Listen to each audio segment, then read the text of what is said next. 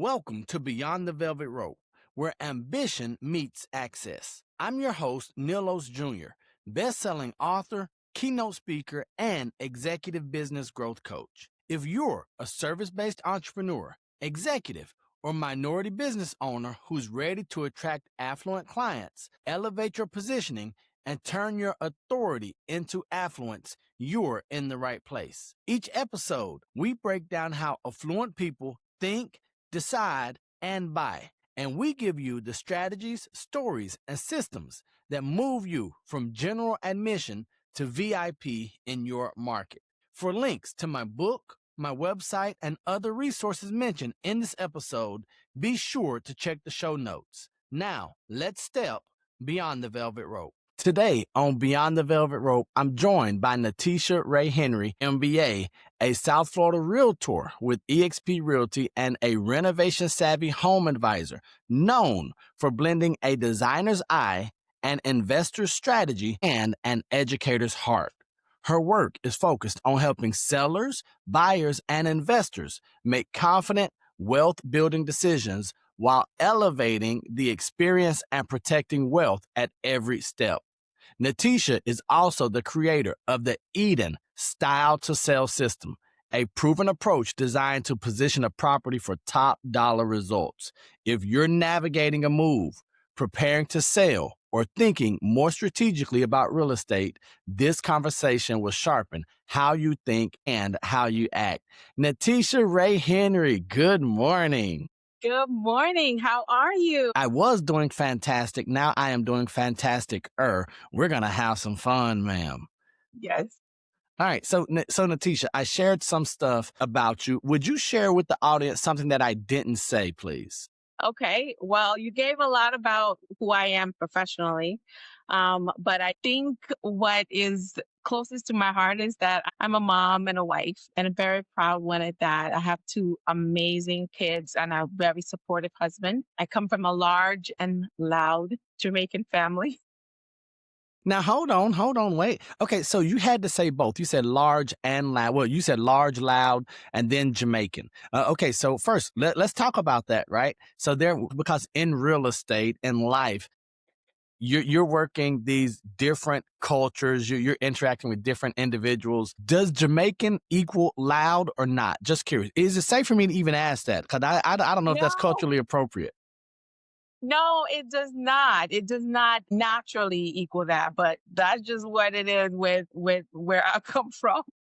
So you all are just exuberant and energy-filled individuals, and when you get together, Yes, you're full of yes. laughter and love. Yes, every time we get together, whether it's for a celebration of life or Thanksgiving, we just make we're there.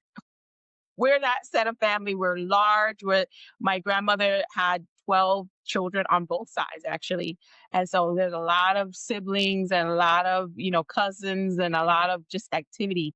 And we get together and we have a great time. So I come from that warmth, that family, that love. And so yeah, that's home for me. So I am a product of that. So I think a little bit of my professional life has to experience, have some of those elements in it as well. So since that's home for you, let's stay at home for a moment. What has being a member of a large family, what has that taught you? What have you brought from your personal life over into professional life or in your everyday interactions when it comes to coming from a large family? That's a good question. So love and forgiveness and trust are big things in our family. So one of the things that we do when we get together, we don't just get together and just hang out. We do a lot of things to educate our about our heritage, because we have in America, we are Americans, right? But we come from a culture, Jamaican diaspora. So we're a part of that whole thing. So we have a lot of family members that make it very important to help us understand our culture and to understand where we come from. So that's a huge part of it. And when I say love, forgiveness, and trust, those are things that I've learned from my family, because I've seen family members go through things and still come out loving and trusting, forgiving, being angry, but having that connection that that there's nothing like family. There's nothing like that. So that's huge for me. And for me, my home has always been a place where there's peace, there's joy, um, there's that forgiveness, that like, okay, I can just relax, I can trust, I can just be myself because I'm going to be accepted. And that's very powerful. And I think maybe not realizing it, but looking at it professionally, and what I try to do with my renovations and all of those things is to create a little bit of that in each project, where a home is a place where people can relax and feel love and feel comfortable, feel accepted. They don't have to put on this mask. They can take it off and know that it's going to be okay. Maybe that's very important to what I've been doing and why I've been doing it, and without even realizing it. Okay, so ladies and gentlemen, you all are hearing the revelations of Natiesha Wray Henry here live on Beyond the Velvet Rope. Remember where you heard it first. So let's go there. You talked about in your renovation project. So I mentioned that you are a realtor, but you have this designer's eye, right? And then you're going to think like an investor. So we have the atypical realtor or real estate professional, because I mentioned when we came on, I said Natiesha Wray Henry, MBA. So let's talk about this MBA, young lady. First, why did you get an MBA? I got an MBA out of frustration. No. So you can't leave us there. So just give me a little bit, because I have a follow-up question that I want to know the answer to, and we're just going to happen to share it with our audience. Yeah, I got an MBA out of frustration. I had graduated from UF, and I thought that I had landed the career path that I wanted to, which was, believe it or not, it was in print advertising with the newspapers. That was my whole career. Boy, look, hey, Natiesha, I was look going to at be an God, advertising look at God student. working in the background. God was working in the background, And he girl. would do it. Exactly. That was my career path. I was set. I had interned as a undergrad, and I landed this job, and that was my trajectory. I was excited about it. I went in there and I was like, this is not for me.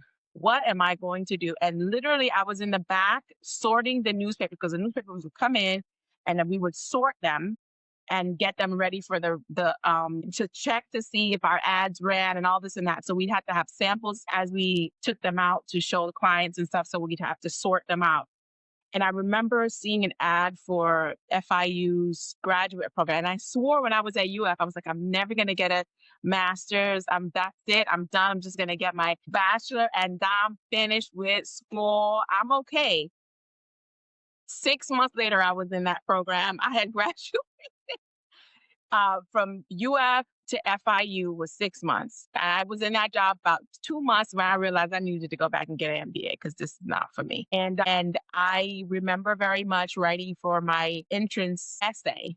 I have an entrepreneurial spirit.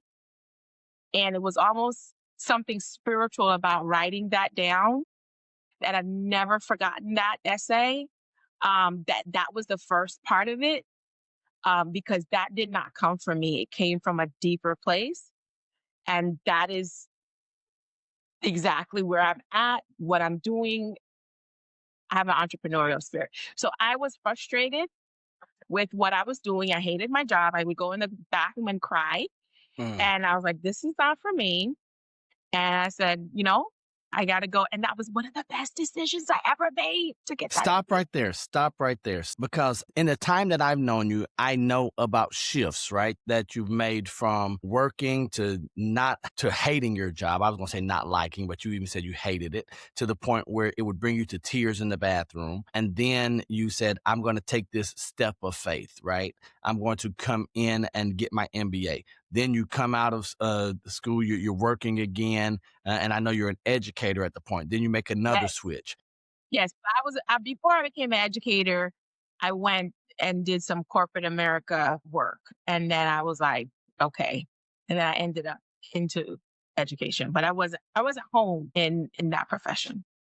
And so here's what I what I want you to share with the audience. Was there fear? Was there uncertainty in making these shifts? Or had you gotten to the point where you said something has to change and I've got to get into a new environment? And regardless of the answer, if it was fear, discomfort, or if it was easy for you, how did you go about working that process? Because a lot of our listeners and viewers, they might find themselves in a place right now where old Natiesha was, where they're just existing, they're not living, where they're not enjoying this thing, even though it might be financially good, right? It's not talking to that deeper part of them. So what was that process like for you? Was it easy? Was it a challenge? And then what did you do to overcome either of those? That's an interesting. It's definitely getting me to reflect. So the first decision to make to get that MBA, that was easy. That was actually not as hard as I thought it was going to be. It was like, I was living already at home. It was set, like I had just graduated. Boom. I was just going to go and continue, just knock it out while I was young and early. And boom, I had my MBA at 23 or 20, something like that. You know what I'm saying? So there wasn't too many factors that I needed. Life hadn't gotten complicated yet. That's the point. I wasn't married, no kids. I didn't have even own a home, none of that. So Mm-hmm. it was easy to make that decision. Just go back to school, and get a degree and then come back out and start again, transitioning from corporate America. That was a decision that was made for me because that was not, it wasn't working out. And I ended up getting fired, which was great for me. I didn't understand it at the time, but that I really needed to let that go. That was toxic for me. And then I went into education and I got good at education. I got great. And I say great because and by all indicators, I was great at what I did. I met all the performance benchmarks and exceeded them, got all the accolades that I needed to get to know, okay, yes, I'm doing great, but Mm-hmm. I hated it. So it sucked my soul just a little bit. Loved the kids, but I wasn't fulfilling that entrepreneurial spirit. That's the Mm-hmm. truth. And so the transition from an education to where I am now was a huge big deal. And it was so difficult. It was very difficult. God had to really get my attention and make it frustrating to the Mm. point where there was no other real choice. Like I needed to do this, even though I had to take that step of faith to do what I was making decent money. I had retirement, I had all those, I had mortgage, I had two kids at that point, and it was in the middle of COVID. And I said, I'm going to be a real estate. I'm going to do real estate full time. And I left. Okay, So so I so so wasn't, right right there, Natiesha. So there's a saying, right, that says move before God moves you, right? And so we always want to be in alignment, but you're saying, man, like he made it uncomfortable. God made it frustrating for me. And so I do want to say one thing I personally know about you is that it's hard for you to give yourself the due credit. So you're like, I was good, and then I want to say I'm proud of you because you did say I was great. Well, I say great because of the accolades and the benchmarks and all the stats and everything. So what I want to look at right now is you, Natiesha Wray Henry, having an MBA, coming into this real estate world, this real estate journey. And no knock on this industry. It's been my home for 20 years, right? But this is an industry where you don't need experience. You don't need high levels of education. I mean, a few $100 and a lucky day passing a few exams and you're in, baby. Come on, the sky's the yeah, limit. yeah. What has it been like for you as one of the uber educated individuals, someone who has corporate America experience, who's dealt with what I believe one of the toughest work environments being the school system, and you were Miami-Dade Public, right? Miami-Dade Public. So a tough school system, so tough environment. So when I look at grad MBA, we come over corporate America, public school educator and then coming into this wild west of real estate, what was the transition like for you? And speaking to those that have entrepreneurial spirits that might feel trapped or stuck in that box inside of those walls, what would you say to them? Wow.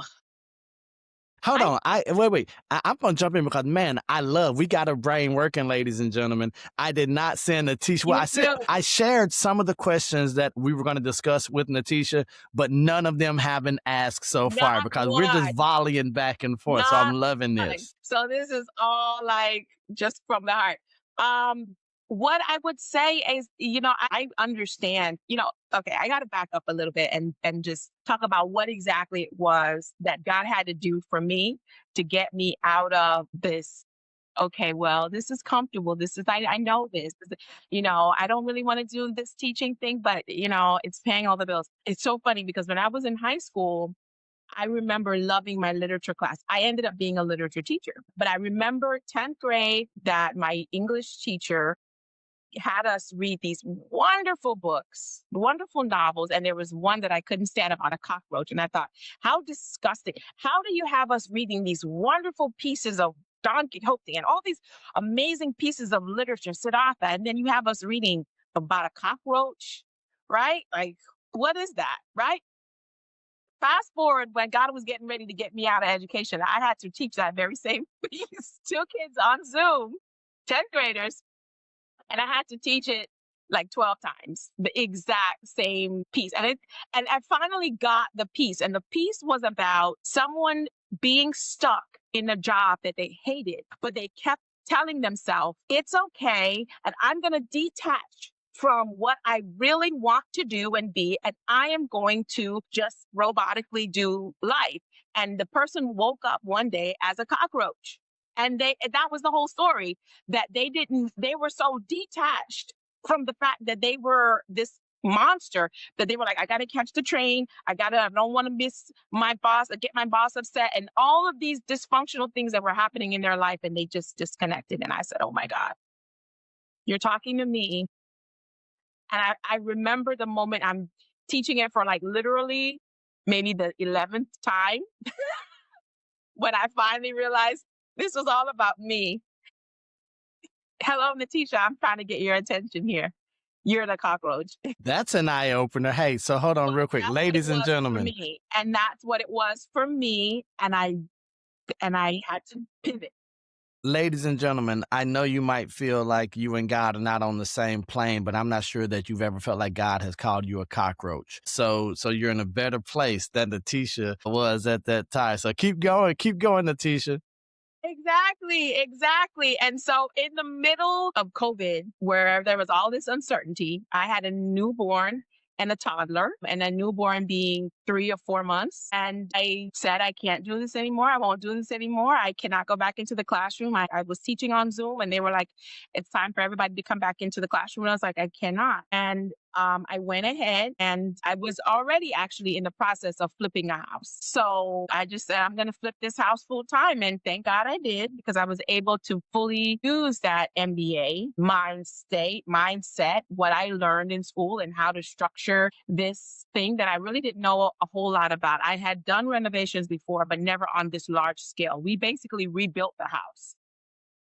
The foundation and maybe 1 or 2 of the walls is what we didn't touch. But everything else, we had to break it down and start all over again. This house was just really, really deeply in need of restoration. A huge, great job at the end, and it was very financially beneficial, which is what spurred me on to be able to do more and more. But it took that leap of faith, and it felt crazy. It felt weird. It felt scary, letting go of what was supposed to be a safe job and a secure future to do something totally different. But it also felt like destiny. All right, so you mentioned that, and people are going to say, well, sure, Natiesha, God spoke to you through the cockroach piece, right? But I don't know if he's heard me, if he's listening to me. So it's easy for you to make a decision when it comes from above. For you, even making this decision and moving forward, what has helped you continue? Because I know you're saying, well, I flipped the house, that went successful, that was good financially, but it's still this new water for you, right? It's still this new environment, relatively new environment, especially someone who's 2 decades in as to someone who's not a full decade yet. And so I would ask you, what has it been like for you now saying, all right, we've been met with success? But then I know your MBA mind kicks in and you think, okay, I have to plan for all of these contingencies and I have to build this. So how do you balance the entrepreneurial spirit with the mind that you have? Let's make sure we mitigate as many risks as possible and still build and move forward at the same time. I think it would have to be with having a great team around you, people that you know and trust, that you trust because you've seen their work, you've seen what they do. My thing is, I'm going to be successful, but I can't be successful by myself. I don't even want to be successful by myself. I want to bring as many people along with me as possible. And I want not just my clients to be successful, but the people that I contract work out to, that contractors, the cleaning staff, all of those people. I want all of them to experience that success. So with that, it also has to do with, I guess, disseminating a little bit of the work and trusting that There's that these word again. individuals got this and they can do this, and that's why they're on the team, so that you are not hindered by making plans and getting everything organized and being able to plan the next step and move in the next direction and be able to understand what the next step should even be. So I guess having that in place, and I really do spend a lot of time nurturing those relationships because they're important to me. They're my coworkers now. The team that I renovate a house with, for example, those are my coworkers. Those are the people that I see every day because I go there every day. It's important for us kind of all to be on the same page in order to get all of those things I have in my business plan and my strategies in order for that to actually happen. So that's going to take me to my next segment. You talk about your team, and that was professional. What about in personal life? How important is it to have the right people around you as you're building? Because I know that Natiesha Wray Henry, MBA, is an ambitious lady, right? So she's doing a lot family, right? Making sure that you have experiences with the kids, with your husband, making sure that you bring everyone up there. How much difference does it make, or what's the impact of having people around you socially, maybe friends or either colleagues in different work areas, marketplaces that you can have conversations with, that you can hold accountable and that can hold you accountable? How has that played a role in not only your business, but also your life? It's integral. There's no way for me, success is not an island. I'm not happy if it's just me by myself. That's not my personality. I need people, right? I am a people person. So I have to have those relationships, but I am very careful about and I have been more careful in the past few months, even since I've met you and you've explained to me and you've shown me as a coach, what I needed to focus on as far as the people that I allow in my intimate circle. So I really have been noticing that I've been a little bit more meticulous about who I bring into that inner circle. But I do know that my success is not by myself. It's a group effort. I might be in certain ways a forefront or the forerunner, right? And the face of things, but there's a whole team that support me. And that includes my kids, and it includes my family, and it includes my friends. I have amazing friends that we don't even talk about real estate. We just talk about stuff, hair, nails, whatever. And I need that. I need that. I think everybody needs that. I think everybody needs a strong network of love and support to help just make that well-rounded person.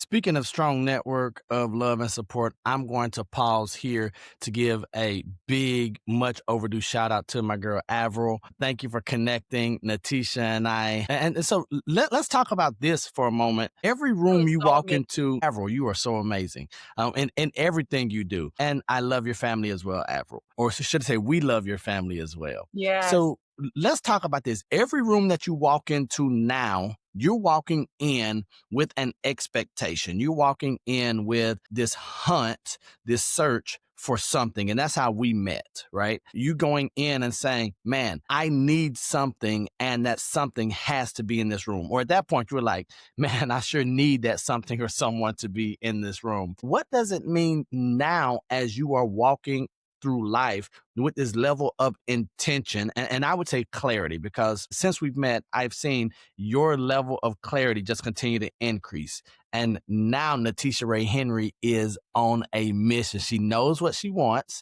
She's going after it. And you're at the phase now where you're saying, okay, let me walk in here and expect this thing, but then also let me open my mouth and communicate what it is that I want.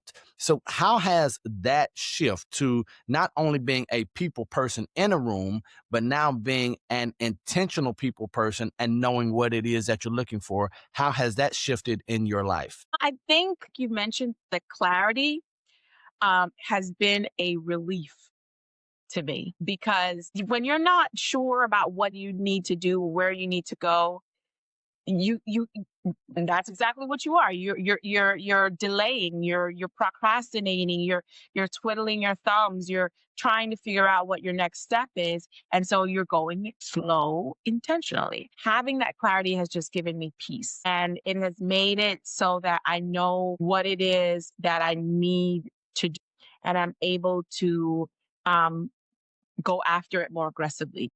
Oh, it's been great. And now that I realize that it works, and that no, seriously, I was watching a podcast the other day of someone who said, I'm a manifester. I manifest things. I think them, and and I'm like, you know what? I might be a little bit of that too. Looking for someone and finding them, you know. Nah, don't say looking for someone and finding them. To go ahead and say it. We family on here. We don't keep nothing from our folks. So may I go ahead and spill? I'm gonna say the milk, not the tea. Yeah. Man, ladies and gentlemen, Natiesha Wray Henry came to a real estate event and had the conversation with our loving friend Avril and said, I am looking for someone to help me elevate my game here. She has to be in here. I know she's in here. I'm looking for her. And Avril is much like myself. She hears what she wants to hear. Avril did not hear she did not hear her. She just heard, I'm looking for someone. And Avril came over and she says, Neil, I have someone that I need you to meet and just have a conversation with. It wasn't until we have our initial conversation that I find out Natiesha was looking for she. And so now the joke between Natiesha and I is that I am she. Right. So if you all see me with a shirt or rocking the brand that says I am she, I just want you all to understand that you can thank Natiesha Wray Henry MBA for that. You know, and the truth is, I'm not totally wrong. There are a lot of a lot of female representation in real estate. That's true. Just like teaching, you know, there's a lot of female teachers, a lot of female realtors. So my mind was like, I'm looking for someone to help me bring my game, step my game up. I know exactly what I'm looking for, but I don't know if I'm going to find it. And I say it to Avril just in passing, and she's like, yeah, well, the person is in the room. So she said to that. She didn't say she. She said the person is in the room, and I thought, okay, well, it's probably a woman because So really quickly, ladies and gentlemen, I don't want you all to miss what Natiesha just said. She said she just said it to Avril in passing, right? And this is what's so key about having those people in your life, that when they hear something that you say, it locks into who they are, into their inner being. And their goal is to help those that they love and care about make it to the next level. yes, Because it would have been very easy for Avril to hear, oh, I'm looking for this to elevate my game. She said, okay, yeah, keep looking, right? But then you were sitting down at the table. I had a conversation with Avril out in the hall, and she says, Neil, come with me. And I'm like, and she was like, you have to meet her. And I'm like, and I'm running, trying to keep up. And then I get over there, and here's what I will say. I ask you a question. I said, do you have time to speak now? And for you to take that step, and just have that first conversation and then lead into the next conversation, I want to commend you, because there are a lot of people who have had the opportunity and they stopped short of the opportunity. Right. And so that says a lot. And so once That's again, thanks to unfortunate. Avril. But I think it speaks to hunger, though. When you're hungry and you're fed up and you're tired, and I think you have to be aware of that within yourself. When you realize this is not working for me, I need a change. I have to go a different path than where I've been going. Really get to that state. There's no other option. Like, there is no other. When you pray, God, send me somebody, and God sends you somebody, what, like, are you seriously, what, you're not gonna go and do? So you know what? Me hearing you say that lets me know that I have been the answers to two women's prayers. One is my wife and the other is you. So come on, y'all. That's why I tell everyone I'm God's favorite. So really quickly, Natiesha, a large portion of our audience are minority women, right? So what would you say to them because you have a different set of challenges, you have a different reality than myself as a minority man, right? So Mhm. what do you say to that Especially in real estate. woman who is listening? And here we go, right? Especially in real estate. What do you say to her if she's tuning into this episode of Beyond the Velvet Rope and she's listening to Natiesha and she's on the fence and she's felt that nudge before, right? But she's uncertain. She has kids. She might have a significant other. She might have none of that, but she has this thing in her head that says, well, success is possible for Natiesha, but not for me. Success is possible for the other person, the other complexion, the other heritage, but not for me. What do you say to her right now? You are perfect just the way you are. There's no problem with you having whatever the heritage is, whatever your socioeconomic background is. God can use anyone in any position to do great and amazing things. But if you find yourself stuck, admit that, hey, this might not be the life that I want. That starts with that first realization, like, okay, this sucks. I'm a Hey, sometimes cockroach. you got to call it. I'm a cockroach. And I hate cockroaches. I think they're filthy, but this situation is not for me. And that's that takes a lot. Yeah. And then taking a small step in the opposite direction. Taking a small step in just doing one little thing different. It doesn't have to be quit your job, or, fire your husband or something, but it can just be a small step, a small step. And you're the only person that's going to know what that little small step is. It can be something as small as, drinking tea instead of coffee one day, or whatever. It just mix, like, if you're just in the mix, and you just like, I'm stuck in the rat race and I just need to do something different. Just start with, going that way instead of this way for work that day, or just eating something slightly different, or not eating just a small intentional thing. For me, it was putting on my pants the opposite leg, then instead of the right, I start with the left, whatever. Thought you were going to say the other right. I said, instead of the right, I start with the other right. I said, girl, that's an MBA mind thinking right there. But just making that one intentional decision of one little thing that you can control, because there's so many things in life, especially as women that are busy taking care of family and everything. There's so many elements that you just can't control. If you just latch on to a small little thing, I think that's powerful. Awesome. Very powerful. So, Natiesha, we could talk about hundreds of things for hundreds of hours, but I am going to go ahead and put this out here publicly. Ladies and gentlemen, this is not the last time you're going to hear from Natiesha Wray Henry, MBA, on Beyond the Velvet Rope. I say that publicly because I am all about public shaming in a positive way. And I know that your comments, that your responses are going to encourage Natiesha to come back on and share more of her story. But I would be remiss if I did not give you an opportunity to talk about the birth of this thing that we have, right? And it's the Eden Style to Sell system. And I am so excited. Look, come on. That right there, that is why we do this thing. That's where this spirit and old Natiesha, the visionary, is coming back. Would you talk to us about this Eden Style to Sell system and why it's so much more than just what a typical average real estate agent might do? Just list the property, put it on the MLS. One, the name is sexy, Eden, Style to Sell. And then system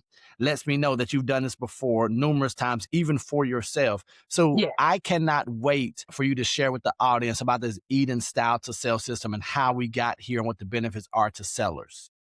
Okay, well, I am so excited about it. It's new, but then not really new. It's just new that I've packaged it so that people can understand it a lot easier. But the Eden Style to Sell system, the birth of this system came from my company, which is Eden Estate Enterprises. So when I started in real estate, and I kind of mentioned that earlier, as a flipper, I created a company called Eden Estate Enterprises that would purchase properties and then we'd flip them. And we did that a couple of times very successfully. The results were definitely six figures and above, and we were really happy with it. Don't be telling, hey, y'all get out my sister pockets now. Y'all don't come knocking on my Right. girl door now. Y'all stay out her pockets. She's just a great business person.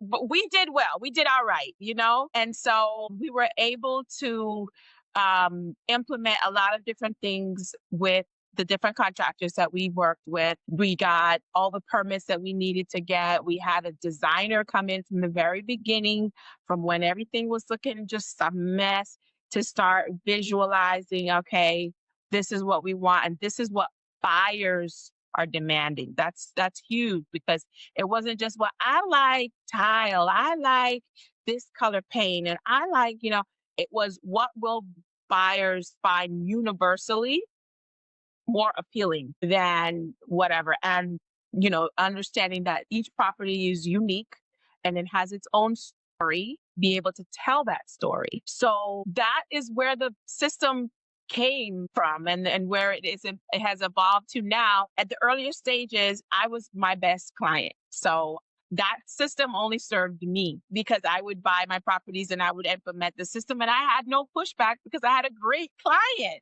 My client did not argue with me about why should we stage a property. And I have to tell you this. This is a funny thing. So my contractors, of course, they're all guys, these rough, tough guys. I would come in there every day and I would be like, working and doing stuff. And then towards the end of the project, they would be like, okay, so we did all of this. So you're ready to sell it. I'm like, no, this is just phase one. We got to do staging. And they're like, why do you need to stage it? Why do you need to do all that? It's beautiful. We did a great job. I'm like, yes, but it's not done. It doesn't have on any clothes. It's naked. We got to paint the nails and do her hair. And we got to get her ready for her first date. And they were like, you're just wasting time and money and energy. When the place was completely staged and they walked in, they were like, bingo, we get it now.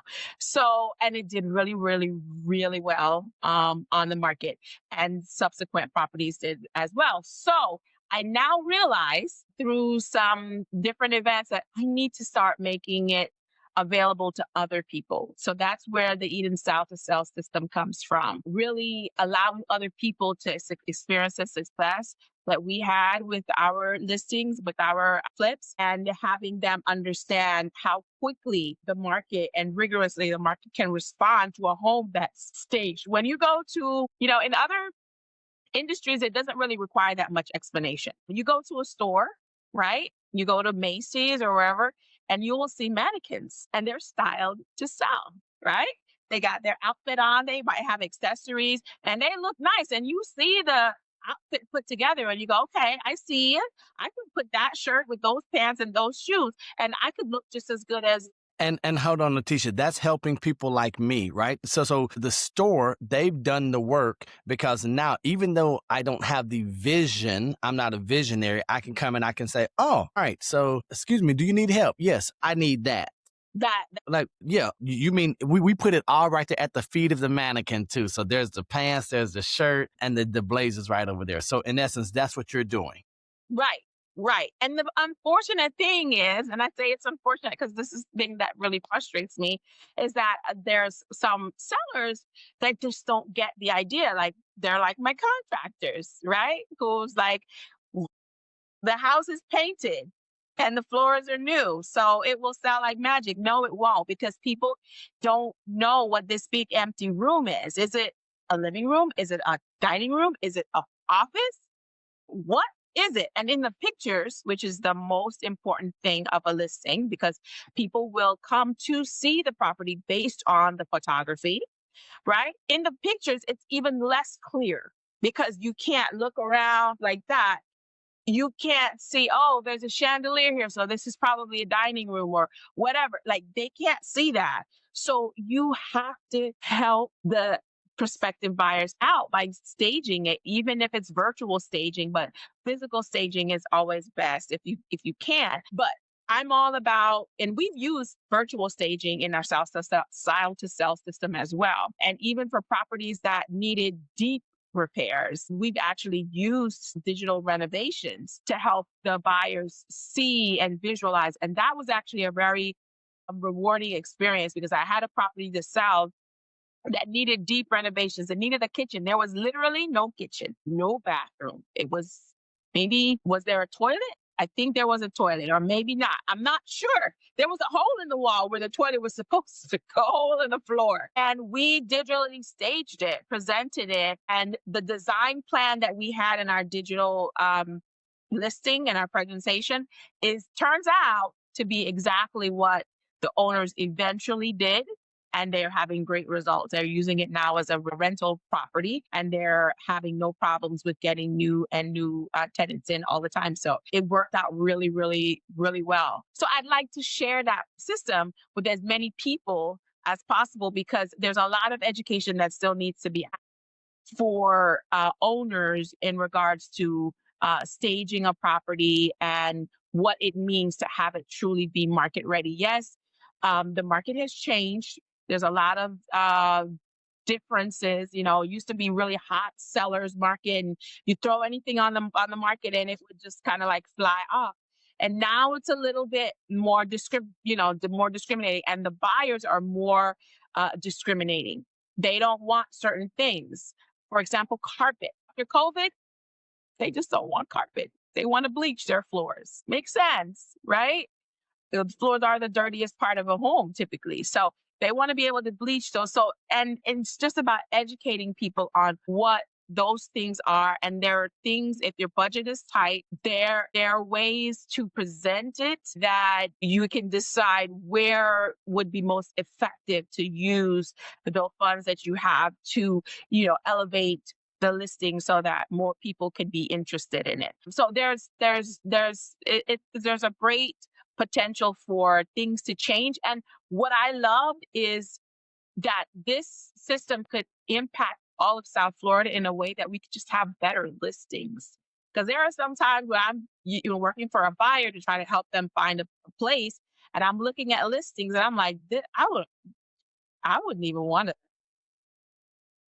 This is not going to entice my buyer. Like, you have 500,000, 400,000, 300, like, you want to spend it. You want to be excited about the listing, not see something that just isn't ready. Just like a person stepping into Macy's or any store, they're there because there's something that entices.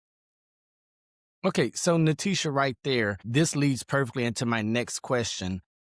Because there is an easier way of doing business in the way you're talking about. There's an easy way to present and list and hopefully sell a property than the Eden style to sell. What makes you willing to go the extra steps, plural, to put in the extra hours, plural, to deal with the extra headaches and burdens for the seller and the potential buyer? What makes you so willing to do that when there's an easier route for Eden Estate Enterprises, for Natiesha Wray Henry, MBA? Why? Well, And you know what? It's funny because it kind of goes back to the thing that we talked about at the very beginning about family. And some of my clients have been family and I've been myself. I'm really good at growing people's money. You give me a little bit of your money, grow it. I like doing that. And I want to do that for my clients. I want to put them in a position where they are stronger financially than when they first met me. You know what I'm saying? So yeah, there's a easier way. You just throw the property up on the market in a hope, wish, pray for good result. But it won't be a great result. It will be a good result. It could be a good, okay result. But if you want to grow your equity or your wealth, really, there's a good and a great way to do it. And in my opinion, like if we're gonna do it, let's just do this thing. Let's not just come in here and just slap something together and put it out there. Let's do the very best we can because now there's other things that we can do with that money. Once we've grown the investment that you have in your home or your property or whatever it is, now you have more options about, okay, what do I want to do next? And that's honestly that's what I've been effective at. Is growing people's wealth. And I say that cautiously because I don't want people to think that I'm just working with billionaires and millionaires and things like that. I'm talking about regular people that might not understand Yeah. how home can be the starting point for great wealth. And owning a home can change the trajectory of your children's life. Good stuff. Ladies and gentlemen, Natiesha Wray Henry. I do want to ask one question before we get before we start having fun. So we talk about the standard and the Eden style to sell system, Natiesha Wray Henry, MBA. There are some things that early on you saw were not fits for you, right? The printing job at the newspaper and then corporate, and you said that it was toxic, and thankfully you were promoted to ex-employee. So you have these standards about you. What are some standards, whether it's business or personal, professional or personal, that you hold in place and are your non-negotiables, right? Because when I hear you speak and when I know you now, there are some things that you are not willing to negotiate on. And it's not from arrogance, it's from protection, right? It's from wisdom. It's coming from a place of moving forward. And so there are just some things that don't get beyond your velvet rope, right? You're like, nope, that mindset doesn't get in. Nope, that Yeah. energy doesn't get in. So what are some of those non-negotiables as we get ready to close out Beyond the Velvet Rope? I love and I hate the fact there's love and hate, but this is who I am, that I am kind of like a very transparent person. My face, you know, I want to play they, poker with you. I'm taking all your money, all my of it. face will tell the truth. So I know that about me and I appreciate it, but I love it about me at this point because that's just who I am. I can't. And so I know I can't deal with the foolishness. And by the foolishness, I mean just not trying, just not putting the effort, the energy. It breaks my heart. It annoys me. It frustrates me. It disappoints me when people just don't do the right thing. They don't try and be what I think God intended all of us to be, which is great. They look for shortcuts. They look for the cheap or the easy way out or things like that. So those things are like, I can't with that. If I'm working with, like, say, a contractor or someone that I am doing business with, and I see that they like to play around like that. Yeah, like I'm done. You promote, That's hey, so you give them a quick promotion, huh, Natiesha? I You're like, give yep, them you're out of here. exactly. So that's what I am. I'm authentic. I love being authentic. I don't do well. Like I said, my face is the opposite of the poker face. Like I'm trying, but it comes out. So when people try to have me do things that I don't feel are ethical, that are dishonest, where I have to lie, like I can't.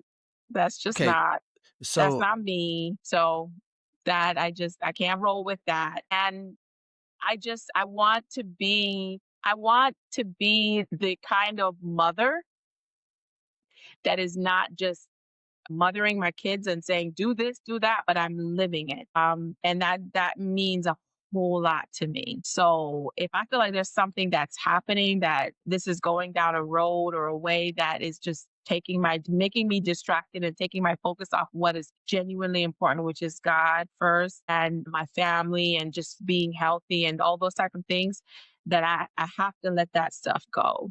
And move in a different direction, because I have to be true to myself.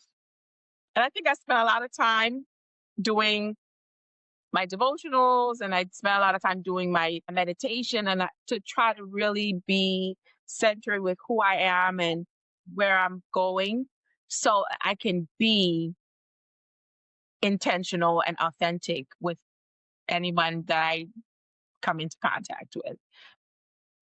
Natiesha Wray Henry, good stuff, ma'am. So, ladies and gentlemen, all of Natiesha's information is going to be in the show notes. So make sure you connect with her, you follow her, so that you can see who she is, what she's doing. And as I've mentioned, as I have blackmailed her into doing already, she will be back numerous times on Beyond the Velvet Rope, because we have not even scratched the surface.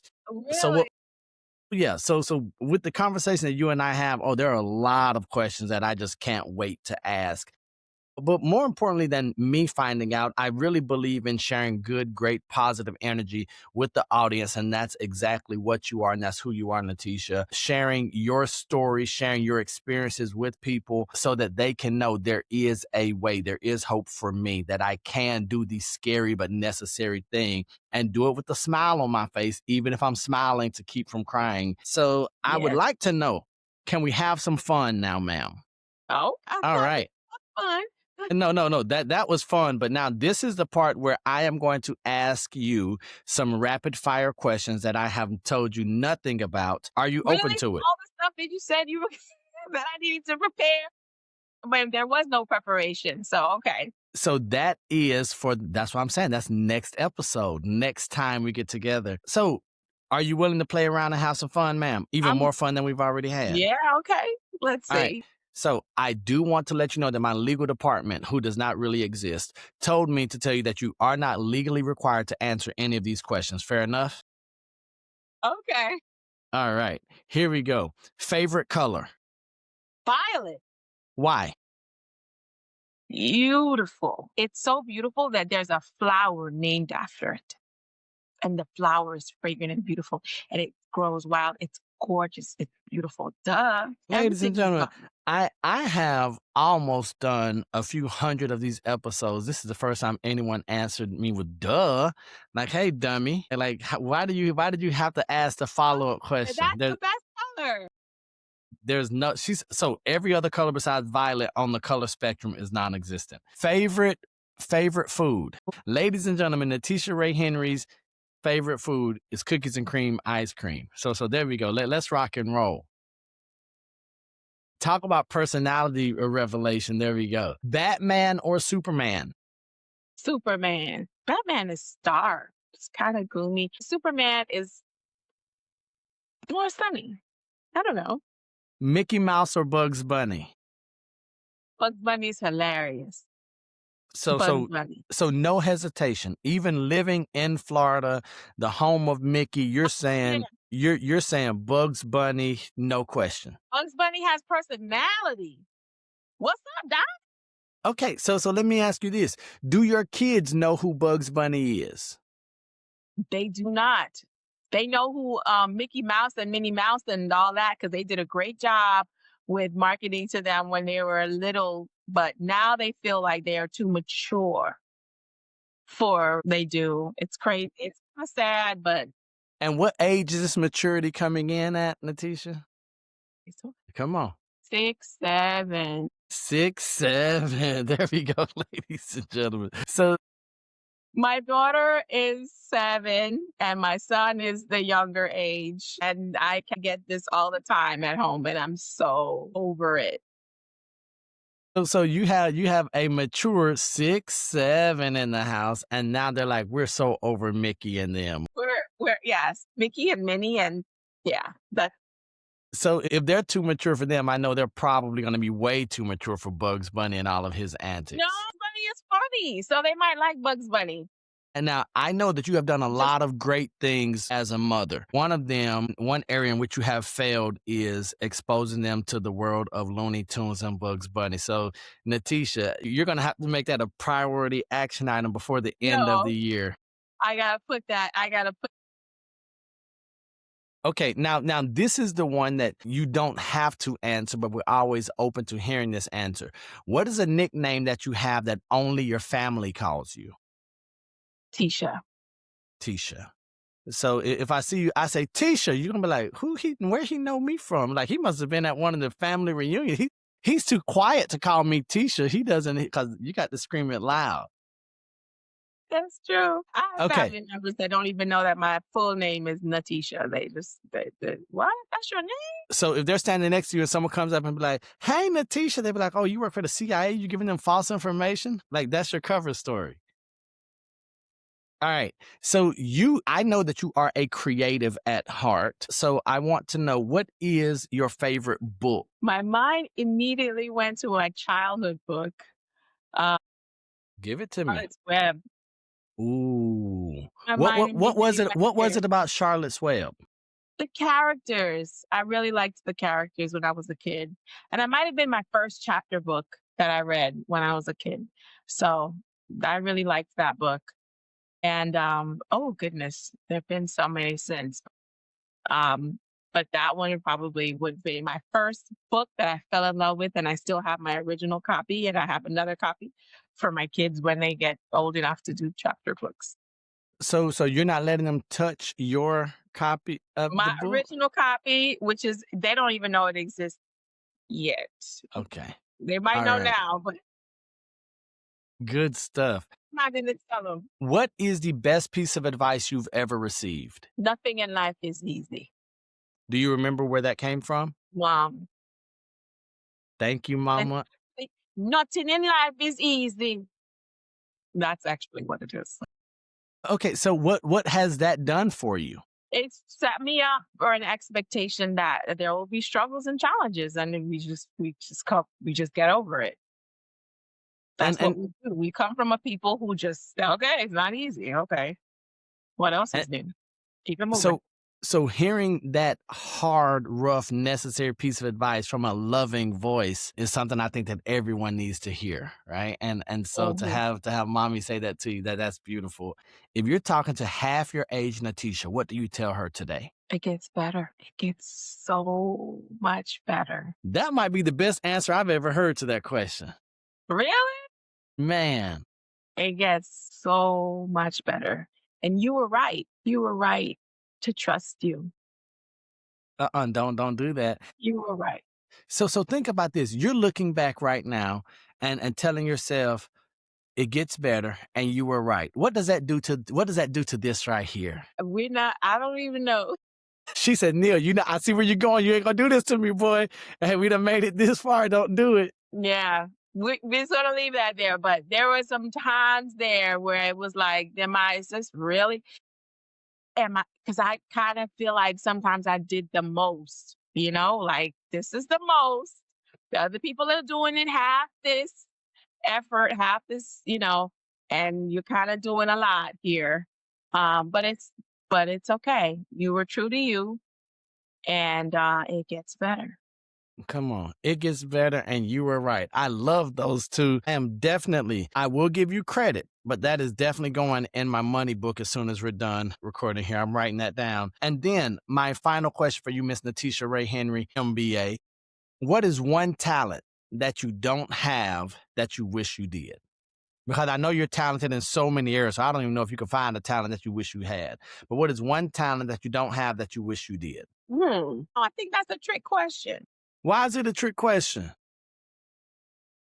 Because you see, if my mind starts thinking about something like that, the way my mind goes, All right, ladies and gentlemen of the jury, we're going to strike that question from the record, because I would not have my sister around here be like, Neil, you know, I said I wish I had this talent. So I've researched on how to get this talent. And now I have a 37-point plan to execute. And in another 6 weeks, I'll be able to breathe underwater. I'm like, what are you talking about, man? I'm not playing with you. So no, strike that question. So here's what I would say. True, my mind is that way. If I really want to be able to do something, that's kind of how my mind works. And I don't know if that's a good thing or a bad thing or whatever it is, but It's a you thing. it's a me thing. So I'll be like, okay, wait a minute. Let me see if I can figure this out. So let's go here. My final question. Is there anything that you would like to say to the audience that hasn't already been said? Keep believing. This is the season of where everybody's, so it's okay because it's Christmas season. So it's okay to say, oh, believe. But beyond that season, believe. Hope has a name. Believe. Ladies and gentlemen, Natiesha Wray Henry, MBA. And the reason I keep stressing MBA is because she downplays it so much. And so Exactly. So it's really a jab. It's like being extra. I know the audience is like, man, she must be very arrogant. She must love her MBA. She could care less. She doesn't even let people know she has an MBA. That's why that's my job. I am she with my pom-poms cheering on Natiesha Wray Henry, MBA. Natiesha, I want to tell you that this has been an absolute treat. I know the audience, the viewers, they are going to benefit greatly from it. Thank you for your transparency. Thank you for your time. But most importantly, thank you for being who you are and being open to doing something like this, because I know that anytime we venture out into the unknown, we're always exposing ourselves. And so it's a very big deal to me. And so for someone who's close to you or seeing what's happening, I can't wait for the next time we're together here on this platform, because I know you're going to have so much more to give to the people, and I don't take it lightly. So I thank you for this time. I want to tell you that I'm proud of you, that I love you, that what you are doing is going to have a ripple effect for generations, because we're seeing that with your clients and their families, and even in your own family. I know that some great things are going to be a result of that intentional effort that you're putting in right now. And so, ladies and gentlemen, I want to thank you for listening to the podcast. Make sure you subscribe. Make sure you check out the show notes so you can get all of Natiesha Wray Henry's contact information. You can follow her, see what she's doing, so we can be a part of that growth, that success, that trajectory that she's going. And if you're thinking about buying, selling, or investing, make sure you go and check out Natiesha. She is the best in the game. She's going to make sure that she elevates your property, your expectations to a level that it has to benefit you, whether you're buying, selling, or investing. So we love you. God loves you. There's nothing you can do about it. Don't be average. Be world renowned. Peace. Thank you for listening to Beyond the Velvet Rope. I appreciate you investing your time, your attention, and your energy into leveling up your life and business. If today's episode helped you, share it with someone who needs to hear it, and make sure you follow or subscribe so you never miss an episode. For more tools on how to help you attract elite clients and build a business that belongs on the other side of the velvet rope, check out the show notes. You'll find my book, my website, and additional resources to go even deeper on this journey. Remember, I love you, God loves you, and there's nothing you can do about it. And until the next time I see you, or you see me, don't be average, be world renowned. Peace.